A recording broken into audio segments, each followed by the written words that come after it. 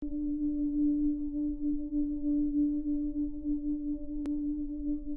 temen-temennya Jakun diajak lagi, nggak bisa ikut.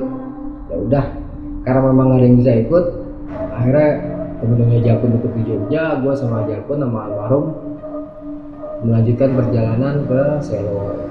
Dikejar sama si Jakun. Sampai tiba-tiba gue katanya hilang nih, kata si Jakun. Tiba-tiba nggak ada, toto gue ada di bawah jurang. Ah, itu yang tadinya terik gitu. Mundur pelan, matahari ketutup gitu. Tutup pelan, lama-lama makin tebel, gelap kayak menjelang maghrib. Habis itu petir, jegar, hujan.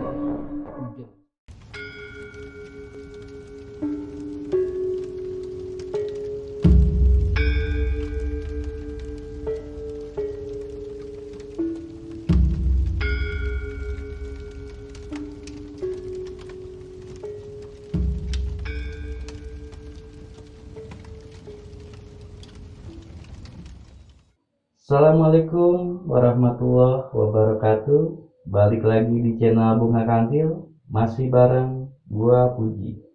Dan di segmen Cemani, cerita misteri malam ini, Kang Arya Sena akan menceritakan sebuah pengalamannya ketika beliau mendaki ke Gunung Merapi pada tahun 1999 bersama sahabatnya.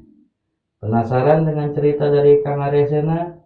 Jangan kemana-mana, karena Cemani, cerita misteri malam ini, kita mulai.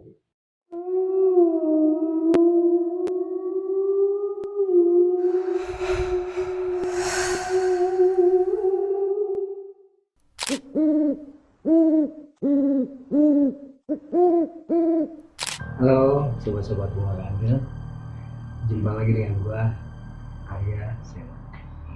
Pada kesempatan kali ini gua coba membagikan kisah ataupun pengalaman gua di Gunung Merapi ya.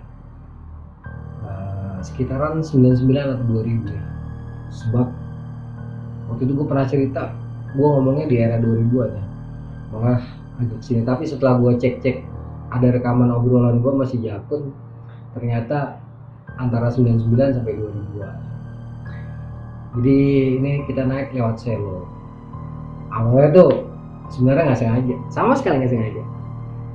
Jakun itu awalnya dia ini istilahnya wisata lah ke Jogja ya sama temen-temennya. Terus begitu sampai Jogja dia ngomongin gue ngajakin ke Merapi.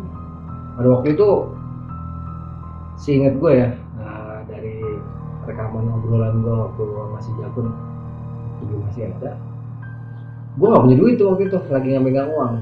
Cuman dia pas lagi megang uang, banyaklah pembicaraan. Intinya pada saat itu juga dia mohon gue untuk datang ke Jogja.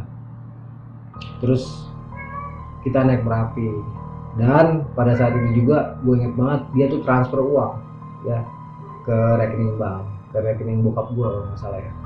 Kalau nggak salah tuh Bank Beri waktu itu dia transfer itu kalau nggak salah jumlah uangnya sampai 250 ribuan. Cukup gede ya tahun itu, karena udah ditransfer tapi kereta ke Jogjanya udah nggak keburu. Kalau nggak salah waktu itu kan kita pakai kereta Progo ya. Progo itu sekitar jam 7 malam berangkatnya, sedangkan dia baru transfer gue tuh udah lepas maghrib, jadi nggak mungkin keburu gue ngejar ke Senennya. Itu besokannya gue berangkat. Jadi awalnya tuh kayak gitu tuh. Pendakian ini bener-bener awalnya tuh nggak ada dalam rencana sama sekali, hanya karena si Jakun wisata ke Jogja. Terus di Jogja entah dia ada cerita apalah, intinya kalau gue ngobrol-ngobrol sama si Jakun tuh dia ngajakin temen-temennya naik Merapi, tapi temennya nggak ada yang pendaki. Karena waktu itu dia duit cukup banyak, akhirnya nelpon gue terus transfer gue. Nah terjadilah pendakian ini. Singkat kata, besokannya gue naik kereta tuh ke Jogja, naik Progo. Sampai Jogja itu pagi, ke Lemboyangan, itu udah dijemput sama dia. Sempet ngobrol lah ya, gimana lo, alat ada nggak gitu? Kan lo bawa alat. Ya lo tau gue alat seadanya gitu kan. Waktu itu kita nggak punya tenda bro, ya biasa Kalau naik itu kalau nggak pakai flysheet belum ada ya. Pakai ponco, kalau nggak pakai terpal. Ya. Tenda itu ada punyanya Babe. Sedangkan kalau tenda gue tuh tenda yang berat, masih tenda pramuka, jadi gue males lah bawanya. Udah gitu naik rapi lagi kan, jalur nek pakai G, pakai C, kagak dah. Gitu. Intinya di Jogja itu kita nongkrong dulu di Malioboro. Kebetulan si Jagun juga udah siap tuh, depek atau keril semi lah ya. Gue juga bawa keril, ya, kita ngobrol-ngobrol. Terus temen-temennya Jagun diajak lagi, nggak bisa ikut. Ya udah, karena memang nggak ada yang bisa ikut, akhirnya temen-temennya Jakun tetap di Jogja, gue sama Jakun sama almarhum melanjutkan perjalanan ke Selo. Waktu itu kalau nggak salah kita dari Jogja ke Magelang, terus dari Magelang kita sambung mobil yang jurusan Selo lah, gue lupa mobilnya jurusan mana, pokoknya intinya Jogja Magelang, Magelang Selo. Itu kita berangkat sekitar jam berapa? Sekitar jam 12-an agak siang.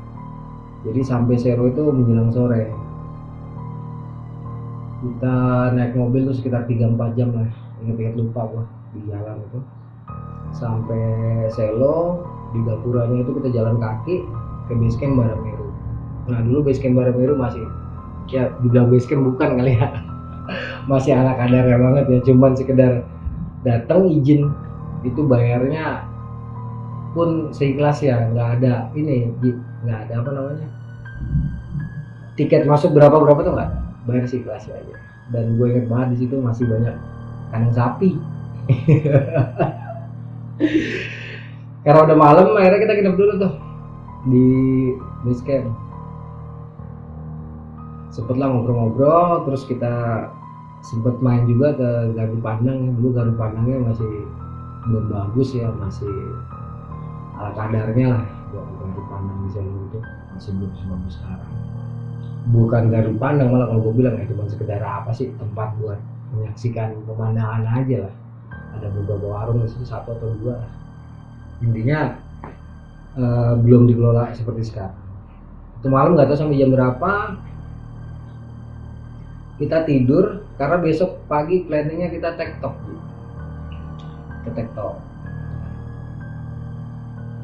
Singkat kata kita tidur, kira-kira bangun jam, dulu belum ada istilah tektok, kita istilah bolak-balik lah ya, PP istilahnya dulu. Kalau nggak salah bangun sekitar 2:30. Tuh masak nasi dan proses perikitilan ya, lain-lain. Selesai jam 4 dan akhirnya berangkatnya habis badal subuh juga. Dan dalam setiap pendakian itu yang namanya pendaki ya, ketika itu yang kita dengar ya, mungkin buat anak sekarang udah nggak dengar lagi tuh yang namanya pantangan-pantangan yang disampaikan oleh penduduk lokal. Awas ya, jangan begini, jangan begitu. Ya, awas nanti di pasar bubrah jangan pakai baju ini, jangan pakai ini, jangan pakai itu. Intinya tuh hal-hal yang sebelum kita mendaki udah bikin ciut nyali, karena yang ngomong warga lokal. Dan itu nggak akan ditemuin di era sekarang Ji. Karena apa? Karena sekarang pendakian udah jadi tren. Hal-hal seperti itu seakan sudah digerus sama zaman. Padahal suka nggak suka, ya mau nggak mau, dia akui tidak diakui, hal-hal yang seperti itu yang namanya kearifan lokal dimanapun pasti ada ya. Nggak usah ngomong di Indonesia, di Jepang, di luar negeri, dimanapun ada yang namanya kearifan lokal ya. Hanya saja sekarang sudah tergerus oleh kemajuan zaman ya. Mau percaya mau enggak ya, itu sih kembali kepada pemirsanya ya. Jadi sebelum berangkat itu gue inget lah, pagi-pagi itu sempat ketemu beberapa orang yang mau berangkat ke masjid, mau sholat. Ya dinasehatin, awas ya nak, jangan jangan teriak-teriak, apalagi di pasar bubrah gitu kan. Terus nanti kalau misalnya ketemu banyak orang di sana, ada transaksi segala macem, itu nggak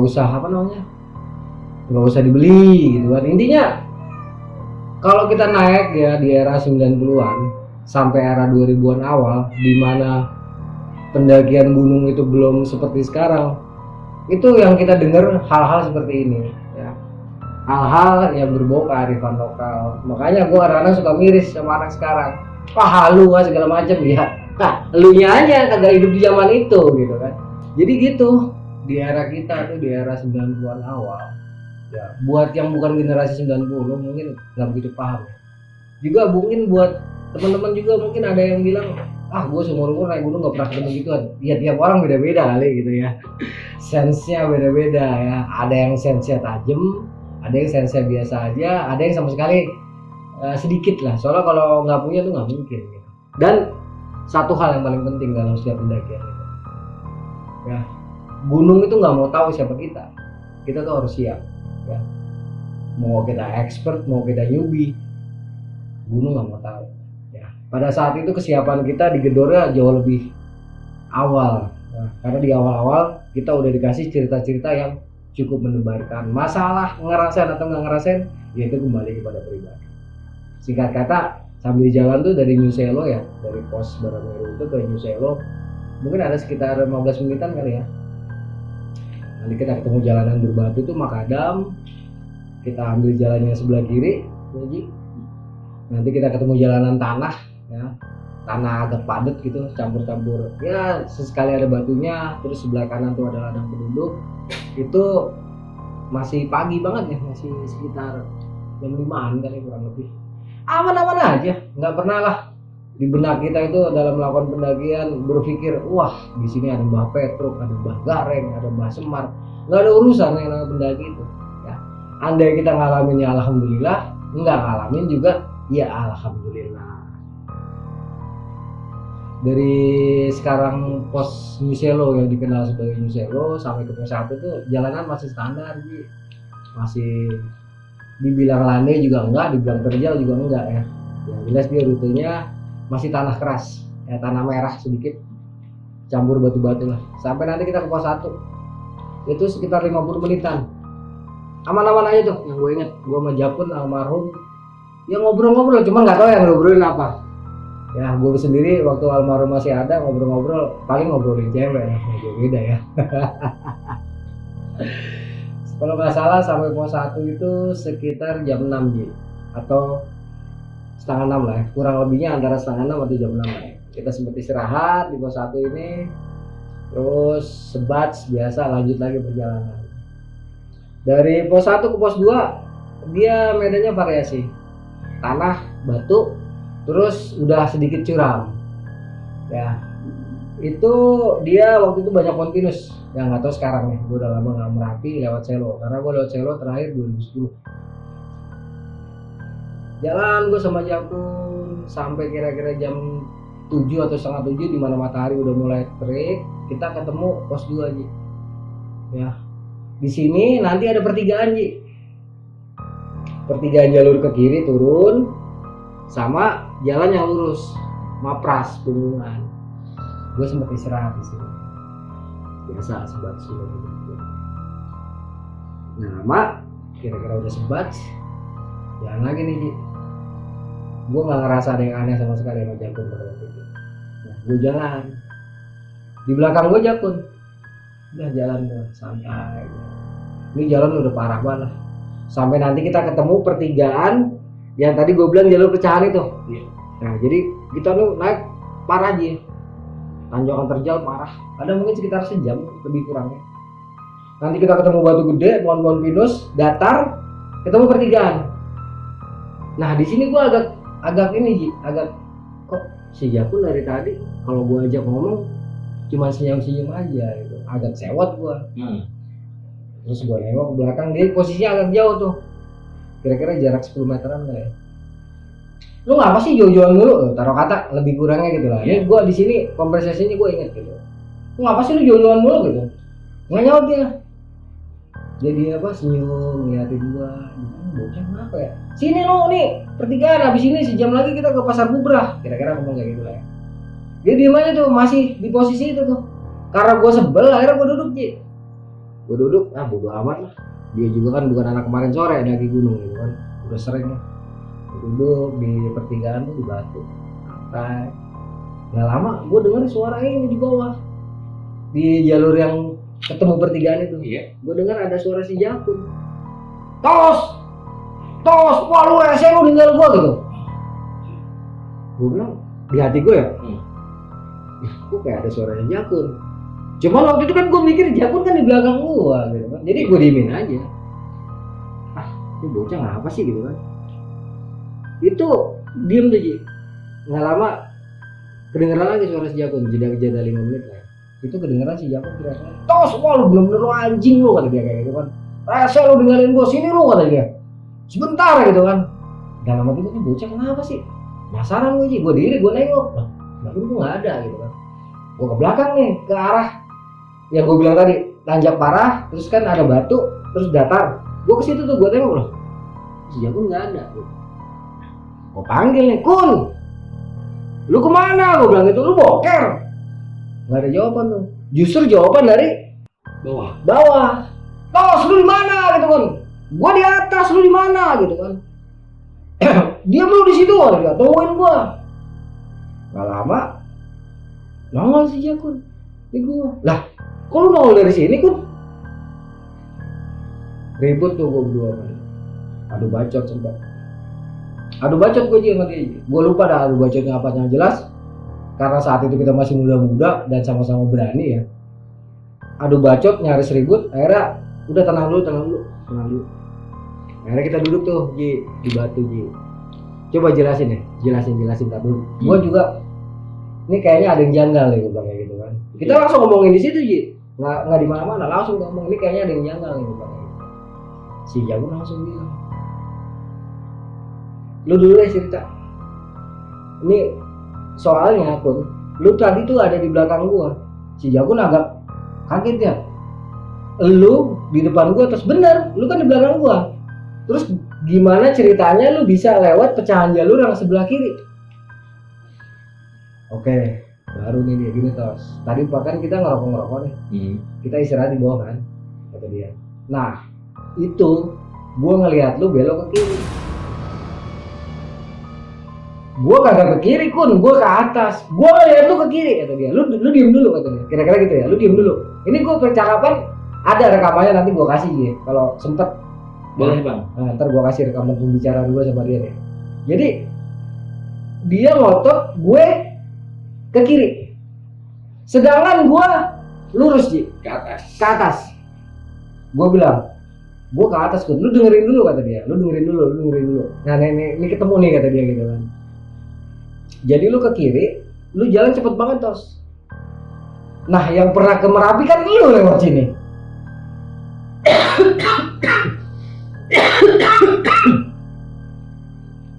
Nah yang pernah ke Merapi kan lu lewat sini. Ya gue kejar lu dong, kata dia.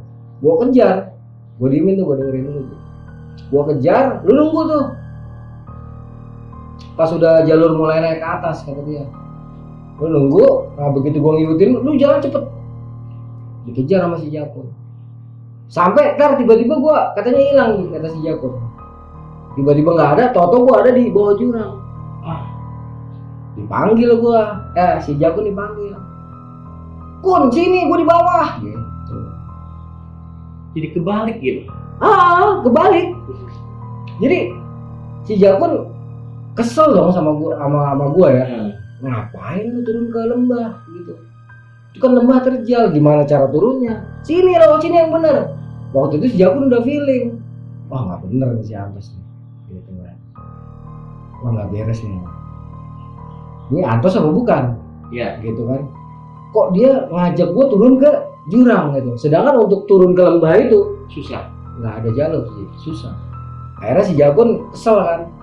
Anjing nih orang, ini bukan si Antos kali. Dia mutusin untuk nggak pedulin gua tuh.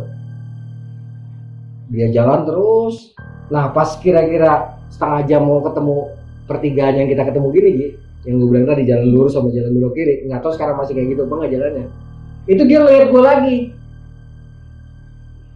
Cuma waktu itu dia tetap pikirannya positif. Dipanggil, tos sini lu, ntar dulu ngobrol gitu, sini. Dikejar sama si Jakun, lari terus sampai akhirnya dia manggil-manggil, terus ketemu gua. Gua bilang, ya wajar dia marah-marah. Oh begitu Kun. Ya udah, sekarang gua cerita. Situ juga kita bahas sih. Gua bilang, gua tuh nggak ke kiri gua. Emang lu beneran, bener tos nyata banget kan? Gua ngeliat tuh ke kiri. Oke. Sekarang udah ketemu nih masalahnya. Udah tuh gue udah agak adem tuh berdua tuh, ngomong udah nggak terlalu ngegas, Nyantai. udah mulai nyantai pas dia nyantai. Nah gue pun lurus ke atas, gue ngeliat tuh di belakang itu jarak-jarak pertama deket pun kayak biasa lah sekitar 2 meter ya, kita jalan beriringan. Cuman menjelang sampai tempat ini kok jarak lu menjauh pun antara 5 sampai 10 meter terus-terusan kayak gitu. Udah gitu lu kalau gua ajak ngomong diem aja, gua juga sempet kesel sama lu. Kok gitu terus? Iya kira-kira kayak gitu. Jadi akhirnya gua berdua masih jago tuh. Di situ kesimpulan. Jadi yang kita ikutin siapa tadi Gun? Lu ngikutin orang yang mirip gue diikutin orang yang mirip lu. Maksudnya sosok gitu ya, sosok yang mirip dengan kita masing-masing. Waktu itu bayangin masih jam 8 pagi sih.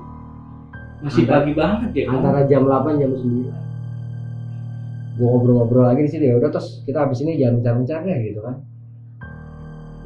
Udah pun golok, lu bawa kan golok. Gue nggak bawa lah, orang gue niat mau ini kan kok mau apa namanya wisata, lu bawa. Gue mau belati doang ya tuh.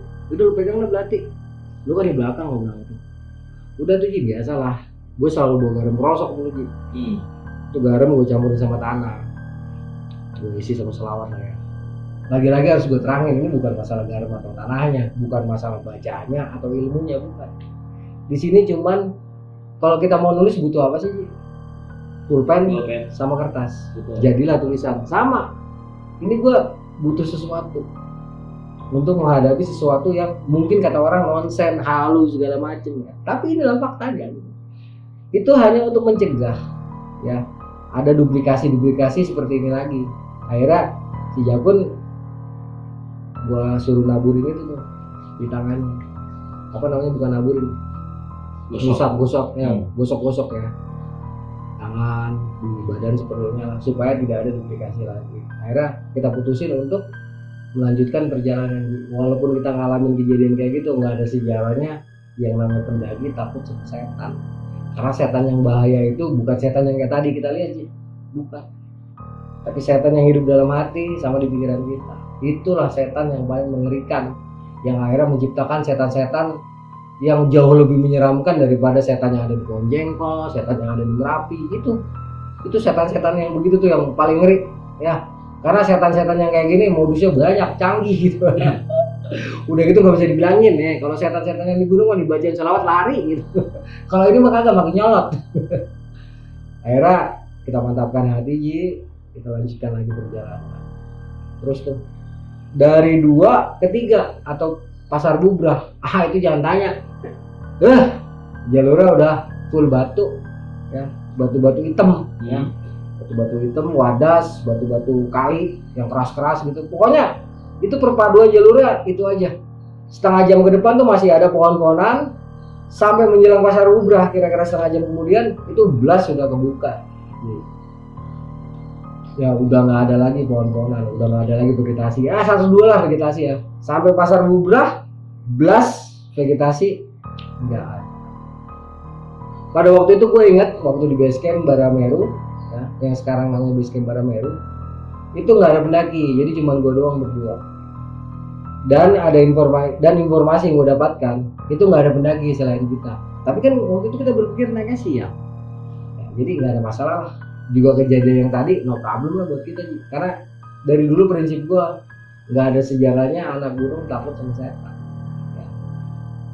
Oke, zaman sekarang mungkin cerita-cerita kayak gitu dianggap nonsen lah ya. Ya kita lihat zamannya aja lah ya.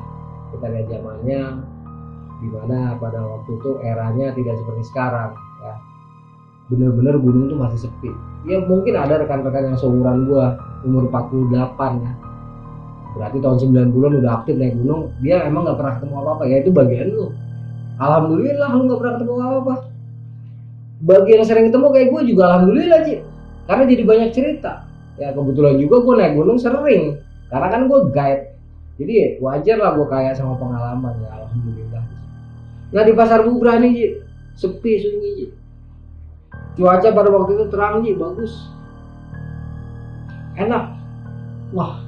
Cakep nih, Pasar Bubrah, Kawah Mati, Puncak Garuda.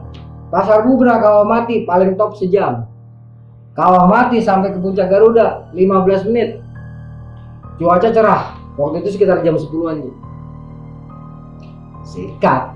Wah, dapet nih Kun, sikat gitu. Ya udah deh Ji, kita lanjutin perjalanan. Seneng lah udah, matahari terang, cuaca cerah. Istilahnya walaupun pada saat itu kita nggak bawa alat dokumentasi, ya karena kan kadang-kadang gini, fotonya mana, emang zaman sekarang ada handphone mau 200 foto 500 foto dalam sekali pendakian aman. Nah zaman dulu kan belum ada handphone, ada handphone juga handphone yang itu tuh yang handphone yang gede ya. banget tuh ya buat ganjilan truk, buat nimpuk orang mati boro-boro ya, yang punya juga cuma sultan doang kan ya. Tustel juga bukan barang langka, cuman terkadang kita ada lupa nggak bawa, atau misalnya kadang-kadang kita udah beli filmnya rollnya kebakar, segala kendala tuh banyak zaman ketika itu ya. Jadi ketika ada dokumentasi pada saat itu alhamdulillah, nggak ada juga bodo amat Ji, orang kita mau naik gunung. Pada saat itu memang gue juga lupa bawa tustel, gue padahal punya FM2 waktu itu, FM2 sama tustel biasa, cuma waktu itu gue nggak bawa karena gue juga buru-buru berangkat kan. Jadi harus diingat lah, pada waktu itu tidak seperti sekarang dimana untuk mendokumentasikan momen itu mudah sekali. Pada saat itu sulit ya, walaupun ada malah kadang-kadang kebakar ataupun ya. Udah kita jalan lagi santai. Seperti gue bilang tadi kan, Pasar Bubra Kawah Mati 1 jam maksimal ya. Kondisi jalur pada saat itu jelas ya, walaupun kalau dalam keadaan kabut mungkin bisa aja kesamar karena kan cuma batu-batu doang kan. Gue jalan dong masih jatuh, tak ketuk sambil ngobrol Ji, ngobrolin yang tadi santai aja sambil nikmatin pemandangan. Oh, bagus banget pemandangan Ji dari sini Ji. Enak lah kita ngeliat. Jalan dalam perkiraan gue nih masih jam tuh nggak ketemu ya Kawah Mati gitu ya. Harusnya nih gue jalan melipir punggungan nemu pucuk. Nah pucuk ini nanti ada bibiran kawah gigiran ya, itu kelihatan Kawah Mati Ji. Nanti kita ambil ke kanan ada celah. Kok gue gak ketemu nih pucuk itu tuh, pucuk celah itu ya, pucuk untuk ngeliat Kawah Mati. Ada sejam tuh Ji, gue jalan. Waktu itu si Jakun bawa jam tangan. Jam berapa Bang? Jam 11 lewat terus. Kok belum nyampe Kawah Mati katanya gitu. Tahu nih gue juga gak ngerti. Salah jalur nggak? Nggak mungkin salah jalur. Jalurnya ini doang. Yang namanya menuju dari Pasar Bubra ke Kawah Mati ini doang ya. Ada sejam setengah gue ini Ji, agak ngedek hati gue kan. Kok nggak ketemu Kawah Mati ya gitu kan? Iya. Ya biasa. Rokok kita duduk rokok ngobrol gue nih sama si Bang. Ngobrol santai. Itu yang tadinya terik Ji. Mendung pelan, matahari ketutup gitu. Tutup pelan, lama-lama makin tebel, gelap. Kayak menjelang maghrib. Habis itu petir, jeber, hujan Ji. Hujan terus banget. Kaget gue sama Jakun. Waduh, lagi ngerokok, kalang kabut kita. Kun, gunung nggak kemana-mana Kun. Cuman ini kayaknya nggak mungkin kan yang sampai ke atas gue bilang gitu kan Mas Jakun. Terus Jakun ngomong, ya lebih kurang ya, ntar lihat aja lah. Ntar gue kasih dah sama lo. Lu minta tapi ingetin gue Ji ya. Siap. Terus, kok begini terus? Ini tadi kita udah ngalamin yang bangunan Kun. Ini harusnya kita nih udah sampai puncak Garuda Kun. Tapi kok kenapa kita masih di tengah jalur, puncak Kawah Matinya aja belum kelihatan. Tengah-tengah hujan kayak gitu, lagi bingung-bingung, akhirnya si Jakun udah terus ya, kita turun dulu. Kita ke Pasar Bubra dulu deh. Kita tunggu cuaca cerah, ya. Karena waktu itu kita bawa ponco, kita bikin bivak, habis itu kita balik lagi. Akhirnya kita coba turun Bi. Kan tadi naik 1,5 jam belum ketemu apa-apa ya. Ya. Begitu gua turun kira-kira 15 menit gua udah sampai Pasar Bubra. Wah, Gila. gua tanya sama Jakun, Kun, kok kita cepet banget turun? Tadi kita turun jam berapa kira-kira? Jam 1:15 lah terus kira-kira gitu. Nah itu 1:30 lewat kita udah sampai sini. Wah nggak normal nih gitu kan. Akhirnya gue ngobrol tuh di Selah Batu sambil hujan-hujanan. Anehnya begitu gue sampai itu hujan berhenti. Reda. Kabutnya hilang lagi. Si Jakun langsung lihat ke atas. Terus Masa iya pendakian pertama gue nih terus ke Merapi, masa gagal ya gitu. Terus gue ngomong lagi, sebenarnya gue juga nggak ngerti nih gue, ini puncak nggak kemana-mana, tapi lu masih mau coba nggak? Coba lagi kata dia gitu. Kita coba naik lagi. Naik baru berapa langkah, hujan petir lagi, plus angin sekarang. Gue bilang udah, gue mundur deh, lu belum jodoh kali mau Merapi gitu. Si Jagur awalnya nggak mau, tunggu dah, terus tunggu sampai situasi apa namanya udah nggak terlalu menegangkan. Ya udah, kita balik lagi ke Batu, bikin ini anjing, bikin bivak. Sendirian di batu gede tuh di pasar buka, sambil nunggu cuaca. Setiap kita duduk cuaca bagus, tapi setiap kita mau jalan begitu terus. Akhirnya udah sekitar jam 3 kita putusin untuk turun. Udah turun akhirnya kan Merapi nggak kemana. Si Jagur akhirnya dengan berat hati udah terus daripada kita celaka. Nah di sini bro pentingnya mengelola ego. Tidak hanya dalam urusan seperti ini aja sebenarnya ya, karena kita berbenturan dengan urusan goib juga ya. Pentingnya mengelola ego kita harus sadar kita nggak bisa ngelawan alam. Betul. Entah itu disebabkan oleh faktor X, entah itu disebabkan oleh alam, tetap aja ya bukan mereka penyebab kita celaka, tapi apa ego kita, karena human error. Udah tahu alam ngasih tanda-tanda, mungkin ya kita nggak boleh naik ke Merapi dengan alasan tertentu dari sang penguasa dengan cara dikirimkan kabar seperti itu, tapi karena ego kita nggak bisa dikendalikan maksa akhirnya kita celaka. Nah di sini sebenarnya pelajaran dari gua sama Jakun ya. Jakun belum pernah sama sekali ke puncak Merapi, tapi akhirnya kita turun karena apa? Prinsip kalau kita hidup besok dengan rezeki yang Allah berikan kita masih bisa naik lagi, tapi kalau hari ini kita maksa naik nggak tahu nih kita selamat atau enggak.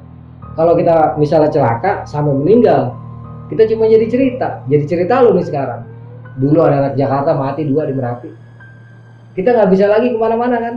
Nah di sini walaupun baru pertama kali, tetapi ketika alam sudah memberikan tanda-tandanya baik lewat makhluk Allah yang lain ataupun dari alam itu sendiri, kita harus bijak. Sebab gunung itu nggak kemana-mana, yang datang kita, gunung tetap di situ, cuman waktunya aja. Akhirnya Jakun dengan lapang dada ya, dengan berat hati dan berlapang dada turun.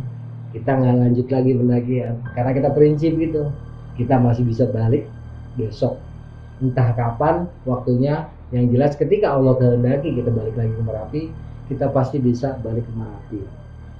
Dan sepanjang perjalanan turun itu mulai dari Pasar Bubra ke pertigaan yang gue bilang tadi, itu cuaca cerah lagi, Aman lagi bang cuaca. aman. Nah di sini gue baru ketemu pendaki, ada sekitar 4 apa 5 orang lah ya. Gue ngobrol, nanya, sempet melihat awan mendung nggak di atas? Ada hujan? Enggak bang, cerah, nggak kelihatan hujan. Gue langsung senyum sama Jakun. Oh di atas ya, untuk kita turun. Udah selesai ngobrol-ngobrol, kita ambil jalan yang punya gua tuh yang lurus, yang ambil yang jalan ke si kiri. Jakun. Kalau turun berarti kan dia ke kanan. Kalau naik kan ke kiri, turun berarti dia ke kanan. Kita Nikun tadi di sini nih gua ceritain. Di sini lu tadi nungguin gua. Oh gitu terus ya. Si Jakun. Ya udah kita turun sambil ngobrol. Si Jakun sebenarnya terus ada yang naik, mau naik lagi, kita nggak bawa apa-apaan kan, orang kita mau PP gitu. Otomatis kita ngebes, lebih kacau lagi nih. Ya udah akhirnya tuh si Jakun sambil gontel lah, jalan ngobrol-ngobrol sampai kita ke pos 2. Pos 2 istirahat, itu tuh ngebahas yang tadi tuh, yang tadi belok ke kiri, kalau kita naik, ya, kalau kita turun kan berarti dia ke kanan kan. Kita bahas di situ baru kita duduk. Gimana Kun kronologisnya? Nih mumpung di lokasi. Udah. Jadi gini Tos, kan kita duduk nih kata dia. Lu duduk situ kan di batu kecil, gue duduk sini, ya. Nah, gue ngelihat lu bangun, terus langsung belok ke kiri. Di tempat gue duduk situ kan, iya. Lah, gue ngelihat lu di belakang gue santai, begitu gue ajak naik, lu ngikut gue di belakang. Astagfirullahaladzim. Jadi Si Jakun pertama bener ngeliat gua. Karena kita rekonstruksi ulang kan di lokasi kan. Lu duduk, tiba-tiba lu jalan ke kiri. Terus ketika yang orang mirip gua itu, makhluk yang mirip gua ke kiri, lu udah nggak ngeliat gua? Enggak, lu nggak ada terus. Udah gua ngeliat lu ke kiri. Wah, ya udah jelas di situ Ji. Udah mungkin belum jodoh lu kali kan. Naik Merapi, udah next time aja lah. Toh, waktu itu kan dia masih banyak duit bro. Gampang lah balik lagi kemari. Udah terus gampang nih, kita ke gunung lain dulu gitu kan. Udah kita turun dari pos 2 ke pos 1 aman Ji, nggak ada apa-apa. Cerah, cuaca juga. Sampai ke ini Punyuselo yang sekarang Gardu Pandang. Dari pos 1 kita jalan kaki balik lagi ke Barameru. Itu pas banget maghrib kita nginep lagi di situ semalam. Nah di situ ya udahlah, kita udah nggak mikirin lagi untuk balik ke atas Ji. Cuma di sini kita pelajarin bahwa yang paling penting dalam pendakian itu mengelola ego kita. Ya, biar bagaimanapun keinginan kita untuk sampai puncak dengan biaya yang sudah kita habiskan cukup besar, bisa dikatakan mahal, tapi tetap lebih mahal apa hidup kita, keselamatan kita. Betul kan? Itu jauh lebih penting dan jauh lebih mahal dibandingin ego kita untuk ke puncak. Tetapi kita abaikan tanda-tanda alam, ya, baik tanda-tanda yang berupa mistis, ya, non logis, ataupun tanda-tanda yang alam berikan. Karena sekali lagi harus gue katakan, semahal-mahalnya biaya kita, tetap lebih mahal kesehatan kita, keselamatan kita, dan masa depan kita pada saat itu. Jadi ketika di bawah kita ngobrol-ngobrol, kita alihkan pembicara, tidak lagi bicarakan Merapi, tapi kita bicarakan yang lain-lain. Kita nginep di situ 1 malam, besok pagi kita turun jalan kaki ke bawah Ji, ke Selo lagi tuh, ke pasar Selo. Kita naik angkot bis 3/4 ke arah Magelang, entah Kopeng entah mana gue lupa lah. Dari Magelang terminal tuh, atau terminal kecil kayaknya waktu itu ya, kita sambung lagi ke Jogja. Sampai Jogja itu sekitar jam 12 siang. Dari Jogja kita langsung menuju ke Malioboro. Di Malioboro santai-santai, terus nggak lama kita ke penginapannya si Jakun di sekitaran jalan apa ya, dia lupa lah gue jalan apa namanya. Kita nginep semalam di situ. Si Jakun masih nambah hari di situ, gue nggak enak karena kan dimodalin sama Jakun. Besok paginya gue pulang naik kereta Fajar Utama. Itu ongkosnya masih 36.000 Jakarta Jogja sampai Jakarta lagi. Nah kira-kira itu cerita gue di Merapi pada tahun 99 atau tahun 2000 bersama almarhum sahabat gue Jakun. Kisah yang bisa dipetik hikmah yang bisa dipetik di sini adalah tadi, seberat-beratnya biaya yang sudah kita keluarkan, ya, seberat-beratnya medan yang kita hadapi, tetap lebih berat menghadapi diri kita sendiri, ya, menghadapi ego kita sendiri, dan itulah yang paling serem dibandingin setan. Kira-kira gitu. Ada pertanyaan nggak? Oke Kang Arya, terima kasih banyak nih udah mau berbagi cerita kembali di channel Bunga Rantil ya Kang. Cerita yang cukup menarik, pengalaman Kang Arya bersama almarhum Bang Jakun, pendakian ke Gunung Merapi.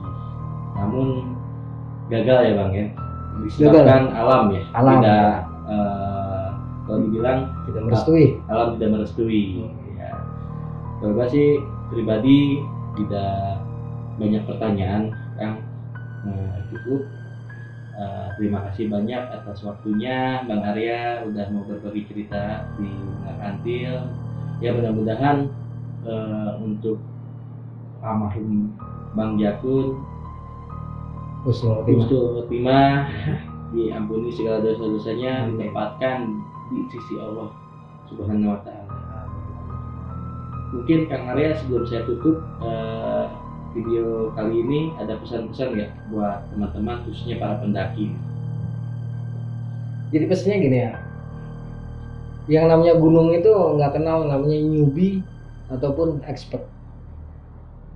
Gunung nggak mau tahu siapa kita. Mau lo udah karatan naik gunung, udah ribuan jutaan kali naik gunung nggak ada urusan. Mau lu baru pertama kali juga gak ada urusan. Yang gunung tahu, yang alam tahu, lu harus siap. Mau lu udah expert, mau lu baru, sama aja. Hukumnya harus siap. Kalau nggak siap nggak usah daki deh. Terus kedua, ya, yang paling serem itu bukan setan, tapi diri sendiri, terutama ego. Itulah yang paling menyeramkan dalam diri manusia. Karena ego lah kita bisa celaka. Ya. Jadi besok-besok kalau lu melakukan pendakian, yang harus lu ingat, bahaya laten itu sebenarnya bahaya internal, bukan bahaya eksternal. Ya, bukan bah petruk, bukan banaspati, bukan genderuwo, bukan siluman terbang, bukan siluman jempol, bukan siluman ketek, bukan siluman yang ada di pohon jengkol, di gua-gua, bukan. Tapi siluman yang hidup dalam hati dan pikiran kita, yang membuat kita keras kepala sehingga kita sulit sekali menerima yang namanya sinyalemen ataupun peringatan-peringatan dari alam, ya, sehingga kita nggak hati-hati. Ya, itu sebenarnya musuh utama dalam diri seorang manusia di dalam melakukan apa aja, nggak cuma pendakian. Ego. Jadi musuh terberat kita, tempat terserem di dalam pendakian kita sebenarnya nggak di mana-mana, di dalam diri kita sendiri. Itulah bahaya laten dari internal kita yang tidak bisa kita kendalikan. Kira-kira gitu. Oke, Kang Arya Sena, terima kasih banyak. Mudah-mudahan ini menjadi pelajaran juga khususnya buat gue ya Bang ya. Mungkin untuk saat ini gue masih belum naik lagi nih Bang. Mungkin nggak tahu mau pensiun kali. Tapi pengen sih gitu. Mungkin next time lah insya Allah kalau ada kesempatan kita bisa daki bareng ya. Oke. Gue juga baru kemarin Ji. Gue belum pernah ke Ungaran Ji. Belum pernah ke puncak Ungaran. Udah sampai pos 5 karena gue bawa tamu. Tamunya cuma sampai pos 5, dia nggak mau nerusin naik. Daripada gue ninggal orang, gue batalin Ji, gue nggak ke puncak Ungaran. Karena apa? Gue nggak mau ninggalin temen gue di dalam pendakian. Walaupun gue belum pernah sampai puncak Ungaran, tuh tambahnya sedikit Ji. Nah. Jadi tidak mengutamakan keinginan pribadi ya. Bukan, yang penting selamat kita. Keselamatannya. Itulah yang paling penting dalam melakukan pendakian tuh. Yang penting apa? Bukan puncak, selamat. Selamat. Turun selamat, naik selamat, turun selamat, sampai rumah dengan selamat. Itu yang paling penting. Betul. Oke Kang Arya, terima kasih banyak ya Kang Arya ya. Mudah-mudahan Kang Arya tetap sehat. Digambangkan rezekinya. Pokoknya intinya tetap sehat ya Kang ya. Amin, amin. Agar kita bisa selalu silaturahim. Amin. Oke. Terima kasih Kang Arya. Assalamualaikum warahmatullahi wabarakatuh. Waalaikumsalam. Oke teman-teman, itulah cerita pengalaman yang cukup luar biasa dari Kang Arya Sena. Cerita dari Kang Arya Sena menjadi pelajaran buat kita semua. Bahwa saja ketika kita akan mendaki ke gunung manapun, puncak itu bukan utama, atau puncak itu bukan tujuan utama. Yang paling utama adalah keselamatan. Kita harus berangkat dengan selamat, pulang pun harus selamat. Karena apa? Karena ada keluarga kita menunggu di rumah. Dan mungkin ada tambahan dari gua, kita harus menjaga kelestarian yang ada di gunung. Jangan sampai kita rusak, apalagi kita membuang sampah dengan sembarangan di atas gunung. Oke teman-teman, itulah cerita dari Kang Arya. Dan sekali lagi gue mau mengingatkan atau gue mau ngasih tahu buat kalian yang ingin menjadi narasumber di channel Bunga Kantil ataupun mau mengirim cerita dan ingin ceritakan oleh kami dari tim Bunga Kantil, kalian bisa langsung aja DM ke Instagramnya Bunga Kantil, dan nanti di situ ada admin kita yang akan mengarahkan. Akhir kata, gua Puji izin pamit. Bye.